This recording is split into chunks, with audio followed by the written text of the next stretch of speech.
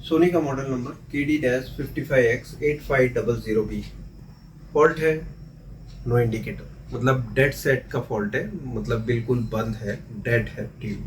ठीक है, इसकी किस तरह से रिपेयरिंग करेंगे, पहले बोर्ड देख लीजिए। अफलातून है, इसमें 2 प्रोसेसर्स लगी है।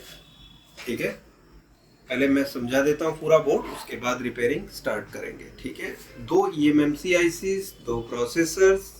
ठीक है, एक eMMC IC इस वाली प्रोसेसर के लिए, एक eMMC IC इस प्रोसेसर। अब इसमें से मेन कौन सा है जिसमें रिमोट फंक्शन वगैरह जितनी भी चीज़ें हैं वो काम करती है, वो कौन सा मेन प्रोसेसर है?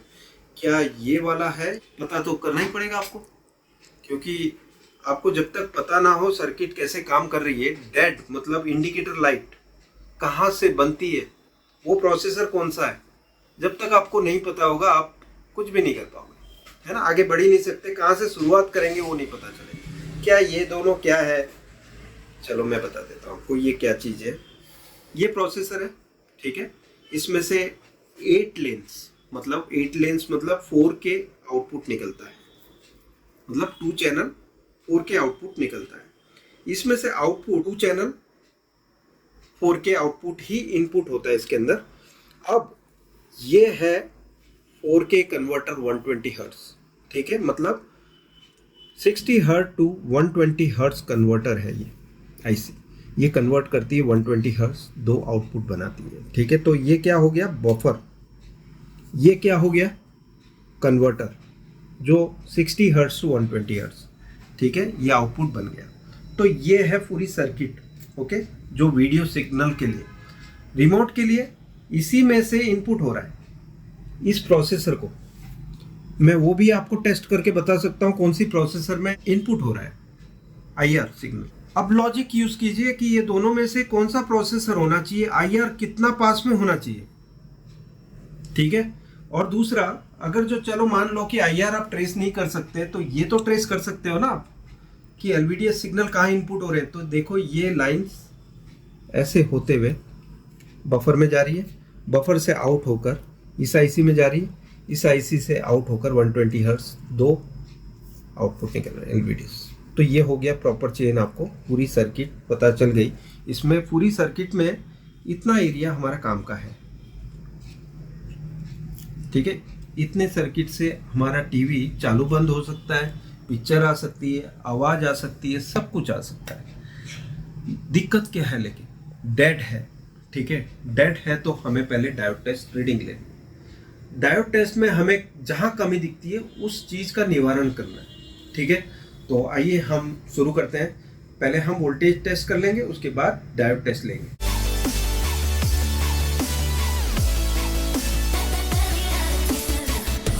अभी जो मैं चेक कर रहा हूँ सप्लाई लाइन है 1 वोल्ट की, जो कि पीआईपी के प्रोसेसर की, इम्पॉर्टेंट प्रोसेसर नहीं है, पीआईपी के फंक्शन के लिए है।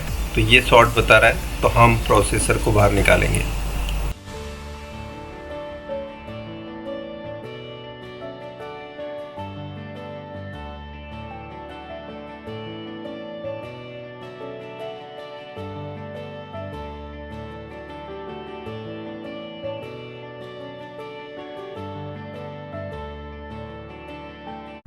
अभी हम डायोड टेस्ट ले लेते हैं। यहाँ पे क्या बता रहा है 0.45, तो आईसी निकली है। ये जो बता रहा है ये रेगुलेटर आईसी का बता रहा है, ठीक है, ओके।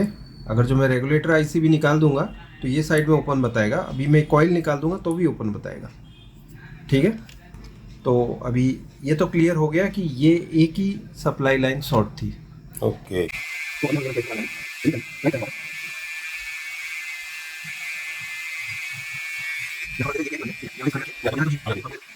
eMMC आईसी निकाल के उसको भी रीड किया और राइट कर लिया है, लेकिन अभी हम पहले डायोड टेस्ट ले लेंगे आईसी लगाने से पहले। देखो डायोड टेस्ट इसलिए इम्पोर्टेंट होता है कि सारे इक्वल रीडिंग आ रही है तो प्रोसेसर ओके है, सारे इक्वल रीडिंग नहीं आ रही तो प्रोसेसर ख़राब है, ठीक है। तो अभी हम रीडिंग ले रहे हैं डेटा 0 की, ठीक है। डेटा 0 कहाँ पर है, यहाँ पर 0.4, ये ओके रीडिंग है, ठीक है। डेटा 1 की 0.4 ओके रीडिंग है। ये हो गया डेटा 2.4 ओके रीडिंग है, डेटा 3 ओके रीडिंग है, डेटा 4 ओके रीडिंग है, डेटा 5 ओके रीडिंग है, डेटा 6 ओके रीडिंग है, डेटा 7 ओके रीडिंग है। तो ये डेटा 0 to 7 मतलब 8 डेटा लाइन ओके है। अब CMD चेक करेंगे, यहाँ पर है CMD डेटा, ये गड़बड़ है।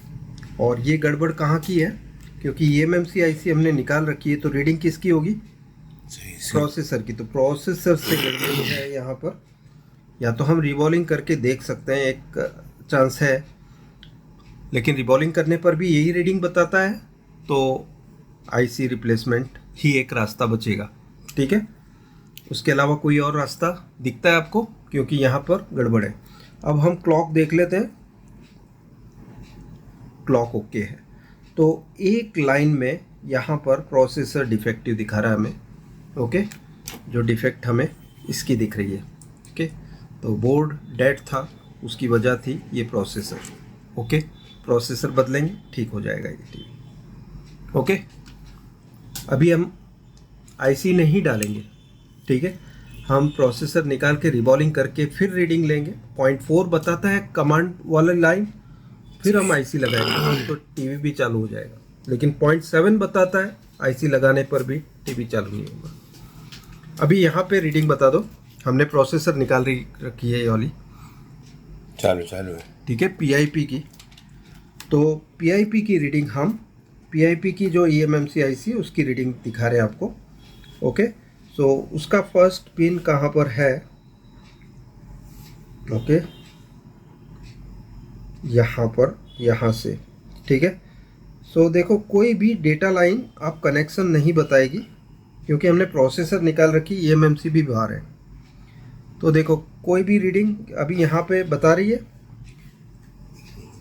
ये ओपन, ये ओपन, ये ओपन, ये ओपन, सभी ओपन बताएगी, बिकॉज इस समय पे प्रोसेसर कनेक्शन जो है, प्रोसेसर का कनेक्शन भी निकला हुआ है, eMMC भी IC निकली हुई, तो ओपन रीडिंग बताएगा।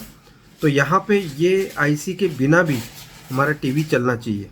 ओके, सो अभी हमारा काम है, दो काम करेंगे। एक तो ये जो प्रोसेसर है इसकी रिवॉल्विंग करके दोबारा लगाएंगे, ठीक है, ये हमारे दूसरे पार्ट में बनेगा। ये प्रोसेसर हम दोबारा लगाएंगे, एक तो ये है, और इस प्रोसेसर की रिवॉल्विंग करके हम लगाएंगे। यहाँ पर 0.7 की रीडिंग जो आ रही है उसको 0.4 करना है कमांड की लाइन, ठीक है, तो वो हम दूसरे वीडियो में बनाएंगे।